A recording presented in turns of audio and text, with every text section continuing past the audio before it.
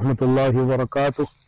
بسم اللہ الرحمن الرحیم، الحمد للہ رب العالمین والعاقبۃ للمتقین ولا عدوان الا علی الظالمین والصلاة والسلام علی اشرف الانبیاء والمرسلین نبینا وحبیبنا محمد وعلی آلہ وصحبہ اجمعین۔ سبحانک لا علم لنا الا ما علمتنا انک انت العلیم الحکیم۔ محمد الرسول اللہ صلی اللہ علیہ وآلہ وسلم ارشاد فرماتے ہیں، کنت نہیتکم عن زیارت القبور فزوروها، ابتداء اسلام میں نے تمہیں زیارت قبور سے منع کیا تھا، اب میں تمہیں اجازت دے رہا ہوں تم قبرستان جایا کرو، قبروں کی زیارت کیا کرو۔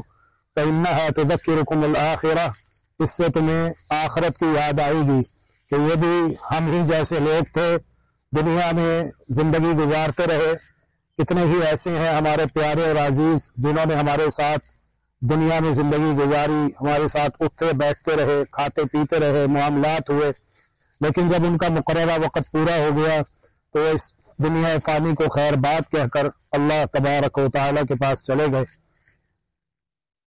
ایک مرتبہ قبر تیار کی جا رہی تھی، محمد الرسول اللہ صلی اللہ علیہ وآلہ وسلم زمین پر بیٹھے ہوئے تھے اور آپ کے ہاتھ مبارک میں تنکا تھا، اور تنکے کے ساتھ زمین پر لکیر کھینچ رہے تھے، اور پھر صحابہ کرام رضوان اللہ علیہ اجمعین کو مخاطب کر کے ارشاد فرمایا، اے اخوانی لمثل هذا فاعدوا، اے اخوانی لمثل هذا فاعدوا، بھائیو اس کے لیے تیاری کر لو، بھائیو اس کے لیے تیاری کر لو۔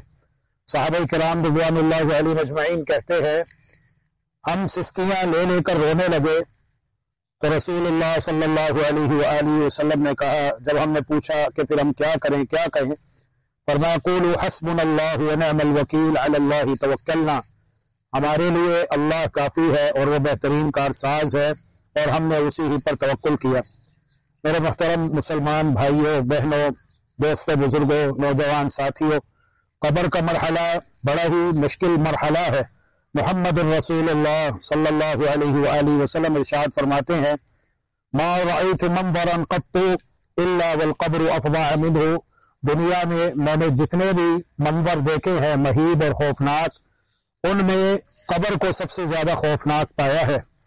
یہی وجہ ہے کہ جب داماد رسول صحابی رسول سیدنا عثمان بن عفان رضی اللہ تعالی عنہ قبرستان گزرتے، قبروں کو دیکھتے، تو اس قدر آپ پر رقت طاری ہو جاتی، آپ دیدہ ہو جاتے، غم زدہ ہو جاتے، اور اس قدر روتے کہ آپ کی داڑھی آپ کے آنسوؤں سے بھیگ جاتی۔ پوچھنے والے پوچھتے ہیں کہ اے پیارے عثمان، جنت دوزخ کا تذکرہ ہوتا ہے تو آپ کی وہ کیفیت نہیں ہوتی جو کیفیت قبرستان سے گزرتے ہوئے قبروں کو دیکھ کر ہو جاتی ہے۔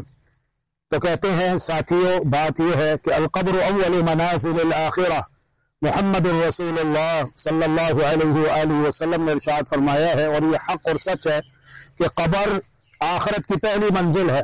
جو یہاں پر کامیاب وہ آگے کامیاب، اور جو یہاں ناکام وہ آگے ناکام۔ اللہ تبارک و تعالی سے دعا ہے کہ اللہ رب العالمین ہم سب کو ایمان اسلام پر زندگی گزارنے کی توفیق عطا فرمائے، تاکہ ہماری موت ایمان اسلام پر ہو، اور مرنے کے بعد جب ہم اپنی اپنی قبروں میں پہنچے تو اللہ تبارک و تعالی ہماری قبروں کو ہمارے لیے جنت کے باغ بنا دے، اور جب تک زندہ ہے اس کے لیے خوب محنت کرتے رہنے کی توفیق عطا فرمائے۔ پہلا سوال ہی قبر میں یہی پوچھا جاتا ہے، بتاؤ من رب کا، تمہارا رب کون ہے؟ دوسرا سوال ما دین کا، تمہارا دین کیا ہے؟ اور تیسرا سوال من نبی کا، تمہارے نبی کون ہے؟ اور چوتھا سوال ما علم کا، تمہارا علم کیا ہے؟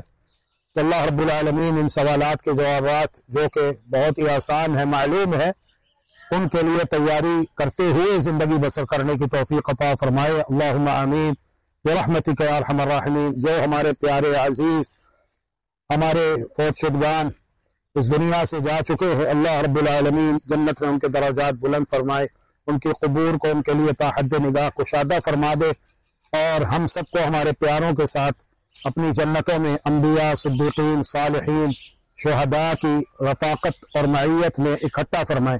اللہم آمین برحمتک یا ارحم الراحمین۔